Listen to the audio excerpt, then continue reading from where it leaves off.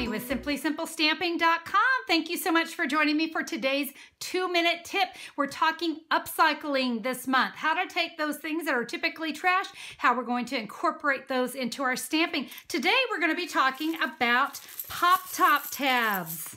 You can see I've been collecting them for a while, and they come in a lot of different colors depending on the type of beverage that you're drinking from. I'm going to take a piece of ribbon, and I'm just going to create a fun little ribbon slide. Those are a lot of fun, but you know what? That silver wasn't quite what I was looking for. So how about we bring in nail polish? Watch how easy this is. You can see I'm just going to hold that with a paper piercer. I've got just some scrap paper underneath me. I can run my nail polish, make sure to get the insides and the sides. Now you see why you need that scrap paper. And I found generally it's going to take 2 coats of the nail polish. So I'll let that dry and then I'll add a second coat.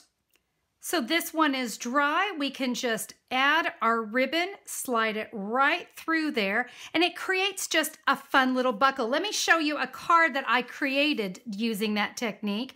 And isn't that fun? It just gives that nice little burst of color. Kind of looks like a nice expensive embellishment. Very easy to do, and you can see I just added a little bit more of the ribbon there on the side. Guys, I'm telling you, let's start to upcycle those pop tabs. Have some fun creating. I hope you found today's tip helpful.